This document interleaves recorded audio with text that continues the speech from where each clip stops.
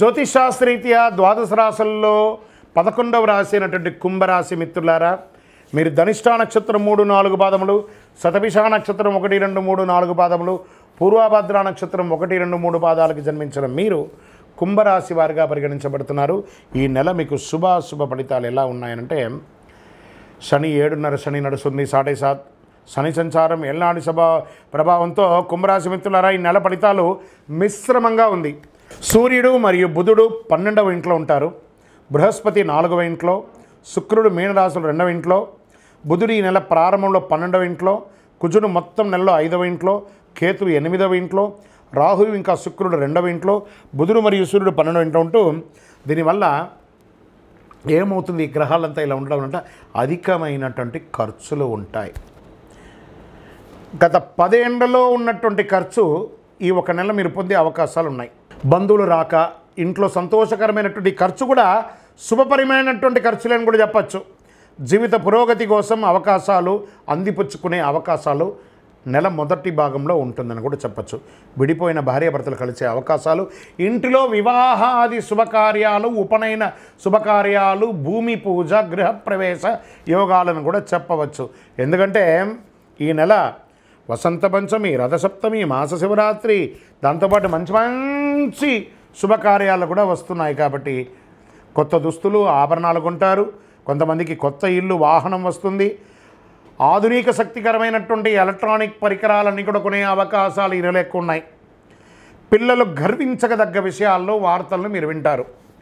వివాహ ప్రయత్నాలు అనుకూలంగా ఉంటాయి. మీ కుమార్తె కుమారుడికి వివాహం అయ్యే అవకాశాలు ఉన్నాయి.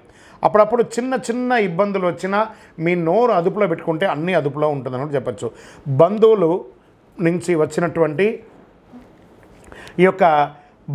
వచ్చినటువంటి ఏ విధమైనటువంటి ఇబ్బంది వచ్చినా అవన్నీ కూడా తొలగిపోతుందని కూడా చెప్పచ్చు. కాస్త ఓపిక పట్టండి. బంధువుల మధ్య ఉన్నటువంటి వారు ఎవరైనా మీకు సహకరించకపోతే వారితో ప్రేమానురాగాలతో మీరు సందర్శించండి. కుటుంబ విషయంలో ఇతరుల యొక్క జోక్యాన్ని అనుమతించకండి. వాహనం నడిపేటప్పుడు జాగ్రత్తగా ఉండండి. స్నేహితుల వల్ల మంచి మంచి అవకాశాలు వస్తున్నాయి. ఉద్యోగులకి మార్పు ఉంటుంది. ఆఫీసులో ఉన్నతాధికారులతో మాట్లాడేటప్పుడు సహనంగా ఉండండి. వ్యాపారంలో కొంత గందరగోళం ఉంటుంది.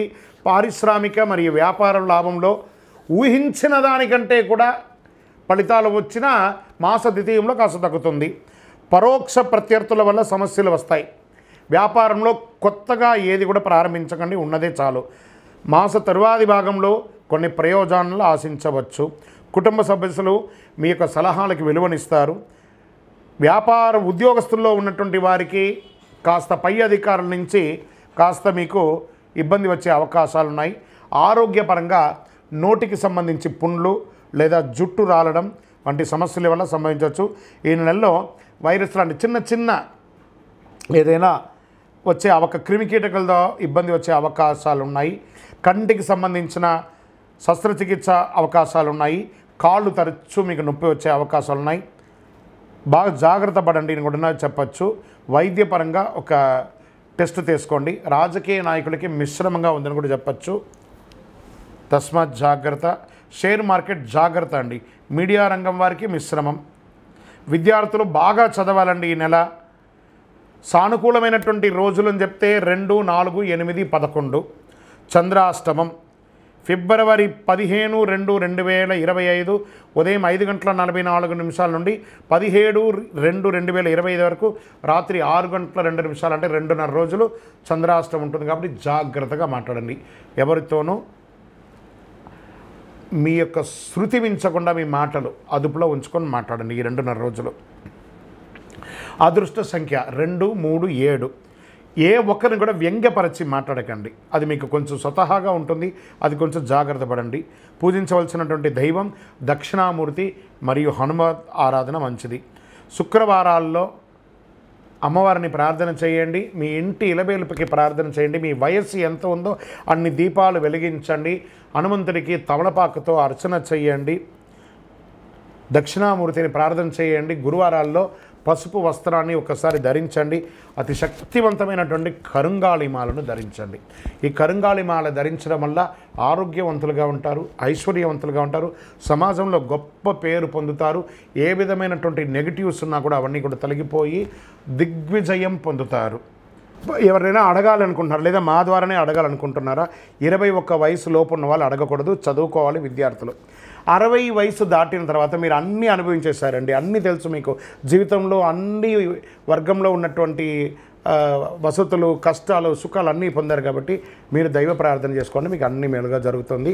ఎవరైనా జ్యోతిష్యం తెలుసుకోవాలనుకుంటే వ్యాపారం, ఉద్యోగం, వివాహం, సంతానం, ఆరోగ్యం గురించి ఏమైనా తెలుసుకోవాలనుకుంటే అడగండి. మన యొక్క టీవీ ఛానల్ ద్వారా చూస్తున్నటువంటి ప్రేక్షక మిత్రులందరికీ కూడా శుభాకాంక్షలు. చాలా చక్కగా మమ్మల్ని ఆదరిస్తున్నారు చూస్తూ. కానీ కొంచెం అట్లా like and share and subscribe చేస్తే ఎంతో బాగుంటుంది కదా. మంచి విషయాలు మేము తెలుపుతున్నామని అనుకుంటున్నాం. అది మీకు ఇది మంచిది అనిపిస్తే సబ్స్క్రైబ్ చేయండి. మీతో ఒక 18 మందిని సబ్స్క్రైబ్ చేయించండి. జాతకం అనగానే అందరికీ ఒక క్యూరియాసిటీ.